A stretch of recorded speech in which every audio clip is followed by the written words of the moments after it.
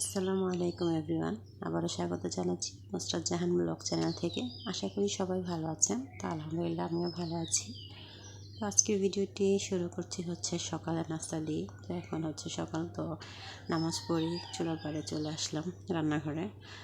তো এখন এখানে আমি নুডলসের পানি বসিয়ে দিয়েছি। তো নুডলসের জন্য আগে আলুটা সিদ্ধ করে নিয়েছিলাম, তো নিয়ে এখন আমি নুডলসটা দিয়ে দিচ্ছি। আসলে সকালে নাস্তা নিয়ে প্রতিদিনই একটা চিন্তা থাকে যে সকালে কী খাবে বা কী দিব। তাছাড়া বাচ্চাদের কাছে জিজ্ঞাসা করি, সব কিছু করা হয়। তো ওদের কাছে জিজ্ঞেস করে নিই যে তোমরা কী খাবে বলো, তোমরা যা খাবে সেটাই রেডি করে দেবো। দেখা যায় আমি আমার মন মতো নাস্তা যখন রেডি করি তখন ওদের পছন্দ হয় না বা ওরা খেতে চায় না। তো ওই জন্য ওদের কাছ থেকে জিজ্ঞেস করে সবসময় নাস্তাটা বানানো হয়। কারণ দেখা যায় যে একটা জিনিস নাস্তা বানিয়ে দিয়ে দিলাম, তখন ওরা আর ওদের পছন্দ না হলে খেতে চায় না, তো কষ্টটাই পুরো বৃথা যায়। তাই ওদের কাছ থেকে জিজ্ঞেস করে নাস্তাটা বানানো হয়। তো এদিকে আমার নুডলসটা প্রায় সিদ্ধ হয়ে গিয়েছে। তো সিদ্ধ হয়ে যাওয়ার পরে আমি একটু পানি দিয়ে ধুয়ে নিয়েছি। তো এখন এখানে পেঁয়াজ কাঁচামরিচ ভেজে সামান্য পরিমাণে একটু আদা রসুন বাটা দিয়ে দিলাম।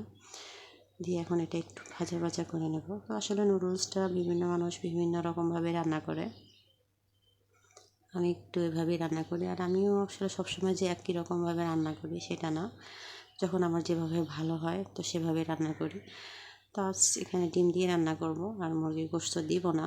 তো আমি এখানে পেঁয়াজটাকে ভেজে একটু আদা রসুন বাটা দিয়ে ধনিয়ার গুঁড়া দিয়ে আর নুডলসের মশলাগুলো দিয়ে দিয়েছি। দিয়ে এখন এখানে আমি ডিম ভেঙে দিচ্ছি, দিয়ে রান্না করব।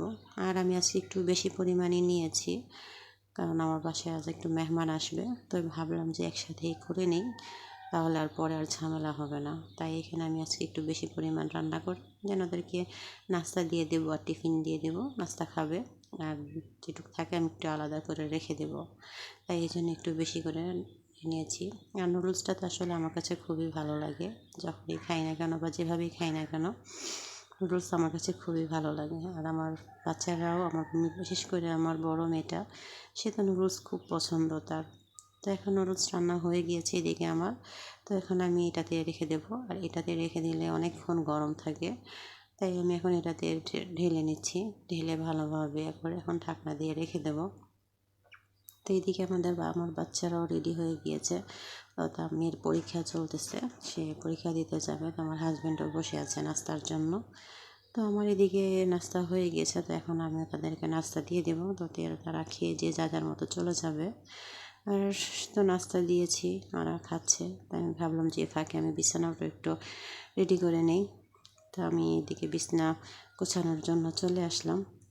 তো এই তো দেখতে পাচ্ছেন, এদিকে আমার তো বিছানা রেডি করা হয়ে গিয়েছে। আমাদের মায়েদের সকালে নিত্য দৈনন্দিন কাজ, যেগুলো আমাদের আসলে না করলেই না। তো আর এই যে কম্বলটা, এটা ভাঁজ করতে গেলে তো আসলে আমার অবস্থা পুরাই খারাপ হয়ে যায়, কারণ এতটা ভারী এই কম্বলটা। তো এটা ভাঁজ করতে গেলে আমার কাছে খুবই বিরক্ত লাগে। তো এদিকে কম্বলটাকে ভালোভাবে আমি গুছিয়ে নিয়ে তো এখানে রেখে দিচ্ছি। তো কম্বলটা ভাঁজ করে নিয়ে এখন চলে আসলাম নাস্তা খাওয়ার জন্য। তো এদিকে খুব ক্ষুধা লেগে গিয়েছে, তো ভাবলাম যে আগে নাস্তা করি, তো পেট শান্তি তো দুনিয়া শান্তি। তো নাস্তা খেয়ে দিয়ে ভাবলাম পরে যাব রান্নাবান্না করতে। আর এদিকে মেয়েরও পরীক্ষা আছে, তো তাকে বলে যে তোমার পড়া তুমি রিভাইজ দাও, আম্মু নাস্তাটা করি, তারপর তোমাকে নিয়ে যাব। তো আমি একটু শশা কেটে নিয়েছিলাম, আর এভাবে শশা দিয়ে নুডলস দিয়ে খেতে খুব ভালো লাগে। আমি সবসময় এভাবেই খাই, আমার কাছে অনেক ভালো লাগে এভাবে শশা দিয়ে নুডলস দিয়ে খেতে। এদিকে আমি নাস্তাও শেষ করে নিচ্ছি, নিয়ে এখন এদিকে রান্নার জন্য রেডি করে নিয়েছি। আর এর ফাঁকে মেয়েকেও দিয়ে আসছি, তাকে পরীক্ষার হলে বসিয়ে দিয়ে আসছি। তো আমি এদিকে রান্নার জন্য মিষ্টি কুমড়া কুটে নিয়েছি আর ডিম ভেজে নিয়েছি। আজ মিষ্টি কুমড়ার ডিম দিয়ে রান্না করব। তো তরকারি ছিল, আজ বেশি কিছু রান্না করব না। গতকালকে বাঁধাকপি ভাজি ছিল, আর মাছ ভুনা করেছিলাম, সেটাও ছিল। তাই ভাবলাম আজকে আর বেশি কিছু রান্না করব না, শুধু একটাই রান্না করব, কারণ বাসি হয়ে গেলে দেখা যায় খাওয়া হয় না। তো এদিকে ওই যে মশলাটাও কষিয়ে নিচ্ছি, আমি আদা রসুন বাটা দিয়ে দিচ্ছি। তো এখন দিয়ে দেবো সামান্য পরিমাণ মরিচের গুঁড়া, হলুদের গুঁড়া, লবণ দিয়ে এখন ভালোভাবে আমি মশলাটাকে কষিয়ে নেব। তো কষানো হয়ে গেলে তো তরকারিগুলো দিয়ে এরপর আমি কষিয়ে নেব। এদিকেই তো মশলাটা আমার প্রায় কষানো হয়ে গিয়েছে, আর এই যে তেলও উপরে চলে আসছে। আর এখন মিষ্টি কুমড়াটা দিয়ে দেবো। আর এই মিষ্টি কুমড়াটা আসলে খুবই ভালো ছিল, মানে কাঁচা হিসেবেও খুবই ভালো ছিল, আর খেতেও খুব ভালো লেগেছে মিষ্টি কুমড়াটা। আর মিষ্টি কুমড়া তো আমার কাছে খুবই ভালো লাগে। আর আমি আজকে এটা ডিম দিয়ে রান্না করব। তো সবসময় একরকমভাবে করি না, মাঝে মধ্যে যখন যেভাবে ভালো লাগে মাছ দিয়েও রান্না করি, ডিম দিয়েও রান্না করি। তো আমার কাছে দেখা যায় যে ডিম দিয়ে একটু ভালো লাগে বেশি, আর দেখা যায় বড় মাছ দিয়ে রান্না করলে তখনও ভালো লাগে। তো আসলে যখন যেভাবে ইচ্ছে হয় তখন সেভাবেই রান্না করি। তো এদিকে আমিও গরম পানি, তরকারিটা কষিয়ে গরম পানি দিয়ে দিয়েছি। তো এতে করে তাড়াতাড়ি বলক চলে আসবে বা হয়ে যাবে তরকারিটা। আর গরম পানি দিলে তো তরকারির স্বাদ দ্বিগুণ বেড়ে যায়। তো এদিকে তরকারি হয়ে আসছে, আর আমি ডিমগুলো দিয়ে দিচ্ছি। দিয়ে এখন কিছুক্ষণের জন্য ঢেকে রেখে দেবো। তো 5 মিনিটের জন্য ঢেকে রেখে পরে আমি উঠিয়ে নেব।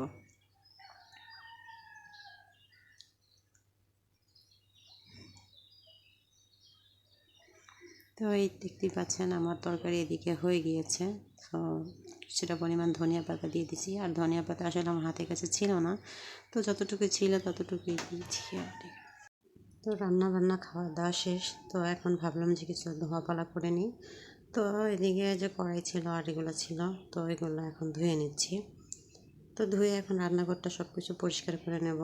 তো আসলে সব কিছু রান্নার সাথে সাথে ধুয়ে না নিলে দেখা যায় রেখে দিলে আর এগুলো পরে করা হয় না, আর ভালোও লাগে না। তো আমার হচ্ছে একদিক দিয়ে রান্না করি আর আরেক দিক দিয়ে সব কিছুই পরিষ্কার করে নিই। তো এদিকে যে বেসিংটাও একটু ভালোভাবে ধুয়ে মেজে নিচ্ছি। তো এদিক দিয়ে বেসিংটাও আমার পরিষ্কার করা হয়ে গিয়েছে। এখন এই চুলার পাটটাও একটু মেজে নিচ্ছি, মেজে এখন এই চুলার পাটটা পরিষ্কার করে নেব। তো এদিকে আমার সব কিছু রান্নাবান্না ধোয়াপালা হয়ে গেছে। তো সব কিছুই কমপ্লিট। তো এখন চলে যাব গোসল করতে। তো গোসল করে দেন দুপুরের খাওয়া দাওয়া শেষ করে, আসলে ওটা শ্যুট করা হয়নি। তো এখন ছিল বিকালবেলা, তো দুপুরের তার শ্যুট করিনি। তো বিকালবেলায় চলে আসলাম নাস্তা বানানোর জন্য। তো বিকাল হলে বাচ্চারা আসলে কিছু না কিছু খেতে চায়, তো কী দেবো আসলে প্রতিদিন বোঝা যায় না, আর মানে মাথাও আসে না যে আসলে কী দেবো। তাই ভাবলাম যে আজকে একটু সবজি পিঠা করে দিই। তো এই জন্য আটার করে নিয়েছি। তো আটাটাও ভালোভাবে ছেনে নিলাম, নিয়ে এখন একটু রুটির মতন বানিয়ে তো এটার ভিতরে সবজি পিঠা আর কি পুলি পিঠার মতো করে দেব। আর সবজির যেই সবজির যেটা ছিল সেটা আর কি আগের থেকে আমি করে রেখে দিয়েছিলাম ডিপ ফ্রিজে।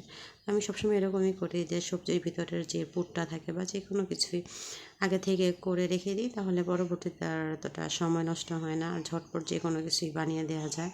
আর একসাথে দেখা যায় সব কিছু করে নিতে গেলে অনেকটা সময় লাগে, আর আমার এমনিতে একটা ছোটো বাচ্চা আছে, তো পারা যায় না। তো এই জন্য আমি দেখা যায় একটু একটু করে নিই, যাতে মানে আমার কাজের সুবিধার্থে। তো এদিকে আমি রুটি বেলে ছোট ছোট যেরকম রুটির মতো কেটে নিচ্ছি একটা মুখা দিয়ে সাহায্যে। আর এর মাঝেই তো খুবই তুলকালাম হয়ে গিয়েছে। তো ছেলের মাদ্রাসা থেকে ফোন আসছে যে সে এডমিট কার্ড নিতে ভুলে গেছে, তাকে পরীক্ষা দিতে দিচ্ছে না।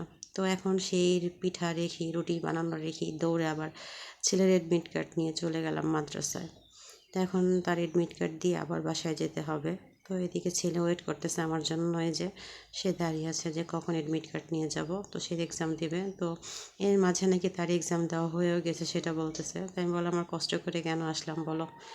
তো ওইদিকে ছেলেকে এডমিট কার্ড দিয়ে আবার চলে আসলাম বাসায়। তো বাসায় এসে এখন আবার সেই পিঠাগুলো বানাচ্ছি। তো এই যে এ হচ্ছে সবজির যে পুরটা ছিল, তো এখন এটার ভিতরে দিয়ে আমি এখন এটাকে পিঠার সাইজে কুলি পিঠা যেভাবে বানায় সেম ওভাবেই আর কি বানাবো। এটা আসলে খুবই ভালো লাগে খেতে। আর এটা হচ্ছে আমি বাঁধাকপি গাজর আর মুরগির যে বুকের মাংসটা থাকে সেটা দিয়ে করেছি।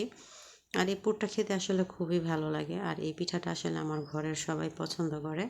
আমার বাচ্চারা তো খুবই পছন্দ করে, আমার কাছ থেকে পার্সোনালি খুবই ভালো লাগে। আর এটা আসলে যাকে খাওয়াই সেই বলে না খুবই ভালো লাগে, মজা হয়েছে। তো এই তো দেখতেই পাচ্ছেন আমি যে কীভাবে করছি, খুবই সহজ কমন একটা ডিজাইন। এটা তো যে কোনো কেউ সবাই পারে।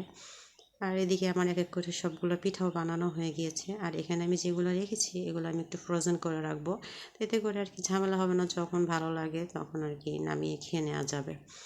তো এদিকে ওগুলো আমি ফ্রিজে রেখে দিয়েছি, আর এদিকে চলে আসছি ভাজার জন্য। তো এখন তো তেল দিয়ে আমি এটা ভেজে নেব।